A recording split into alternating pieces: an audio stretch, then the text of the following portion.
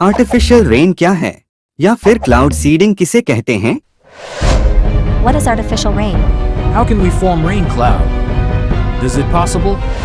Cloud seeding मानव द्वारा विकसित किया गया एक ऐसा तकनीकी है जिसके जरिए हम बादलों में कुछ हलचल पैदा करके पानी बरसा सकते हैं। इस बात को सुनकर आप हैरान जरूर होंगे कि क्या वास्तव में ऐसा संभव है। तू चुप रहे बाबा, तू चुप रहे। हाँ? जी हाँ दोस्तों, क्लाउड सीडिंग तकनीकी से बारिश कराना बिल्कुल संभव है। पिछले कई वर्षों से इस तकनीकी के माध्यम से दुनिया के कई देशों में आर्टिफिशियल रेन कराया जाता रहा है। आइए क्लाउड सीडिंग को डिटेल्स में समझते हैं। दोस्तों, क्लाउड सीडिंग को समझने के लिए क्लाउड्स को समझना जरूरी है कि आखिर ये क्लाउड्स बनते कैसे हैं। दोस्तों, धरती के सतह का पानी सूर्य के प्रकाश से गर्म होकर भाप के रूप में ऊपर आसमान की तरफ उठता है।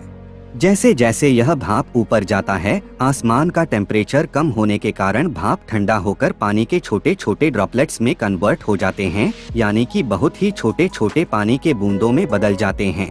दोस्तों, ये ड्रॉपलेट्स एक दूसरे से टकराकर बड़े होने लगते हैं और हमें क्लाउड्स के रूप में दिखने लगते हैं। ये ड्रॉपलेट्स लगातार एक दूसरे से टकराकर बड़े हो रहे होते हैं और जब इनका साइज बड़ा और वजन हैवी हो जाता है तो ये पानी की बूंदें आसमान से धरती पे गिरने लगते हैं, जिसे हम बारिश कहते हैं। दोस्तों, भाप से पानी में कन्वर्ट होने को कॉन्डेंस होना कहते हैं। आइए कॉन्डेंस होना क्या होता है, इसको एक छोटे से उदाहरण से समझते हैं।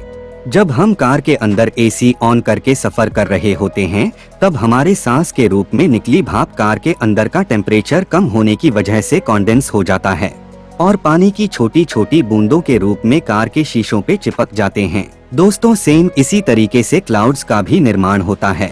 पर कभी कभी आसमान में क्लाउड्स तो होते हैं पर बारिश नहीं होती है। ऐसा बहुत सारे ग्रामीण इलाकों में देखा जाता है, जहाँ बादल आते तो हैं पर बरसते नहीं।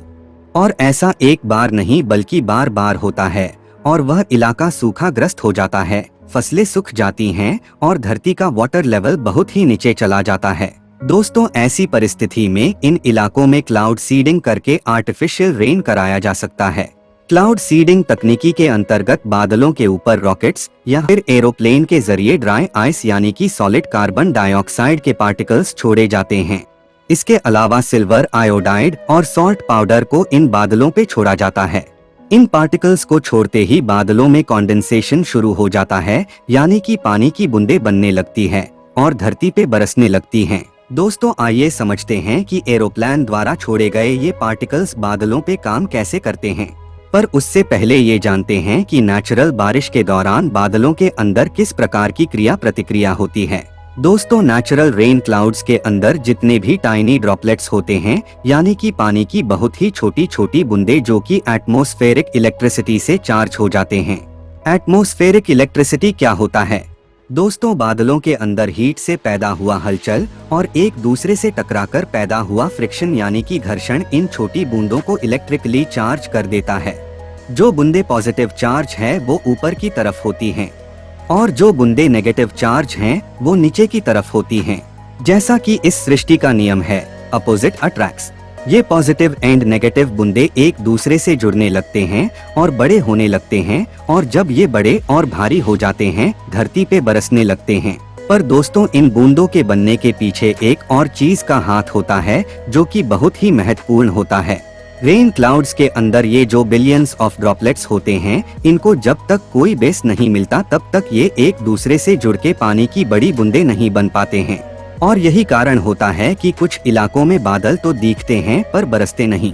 दोस्तों, क्लाउड्स के अंदर ड्रॉपलेट्स को कॉन्डेंस होने के लिए एक आधार की जरूरत होती है, जो कि कुछ भी हो सकता है, जैसे कि हवा में मौजूद धूल का कण या फिर समुद्र से हवा में आया नमक का पार्टिकल्स या फिर एयर पोल्यूशन से आया कोई सब्सटेंस। इनमें से कुछ भी हो सकता है जिसके ऊपर ये पानी की छोटी छोटी बूंदें इकट्ठा होकर बड़ी बूंदें बनती हैं और भारी होकर धरती पे बरस जाती हैं। आइए इसे एक उदाहरण से समझते हैं। ठंड के मौसम में जब हम सांस लेते हैं तो हमारी सांस भाप के रूप में निकलती है और ये भाप शुरू में तो दिखाई देते हैं पर बाद में हवा में विलीन हो जाते हैं।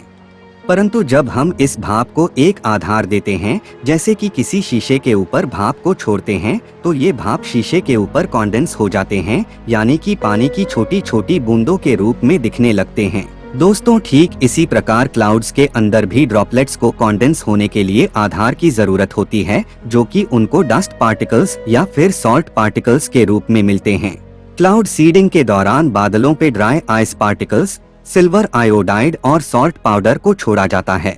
इन पार्टिकल्स के माध्यम से क्लाउड्स में मौजूद ड्रॉपलेट्स को कॉन्डेंस होने के लिए आधार प्रोवाइड किया जाता है और साथ ही साथ नेगेटिवली चार्ज्ड पार्टिकल्स क्लाउड्स के अंदर के पॉजिटिवली चार्ज्ड ड्रॉपलेट्स से मिलके कॉन्डेंस होने लगते हैं और फिर बारिश के रूप में धरती पे गिरने लगते हैं। दोस्तों क्लाउड सीडिंग की इसी तकनीकी को इस्तेमाल करके कई देशों में बारिश कराया जाता रहा है। दोस्तों क्लाउड सीडिंग की तकनीकी को सबसे पहले एक American chemist and meteorologist Vincent Schaefer ने 1940 में डिस्कवर किया था।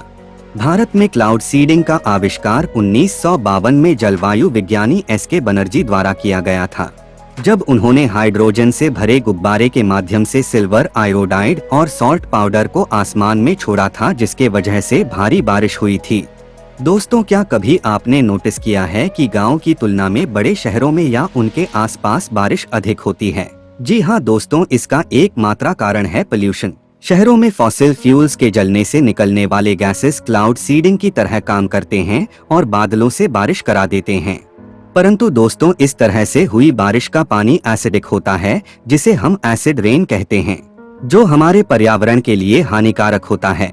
दोस्तों उम्मीद है आपको क्लाउड सीडिंग का कॉन्सेप्ट समझ में आ गया होगा। वीडियो अच्छी लगी तो लाइक एंड शेयर कीजिएगा। हम फिर मिलेंगे एक नए वीडियो के साथ। जय हिंद।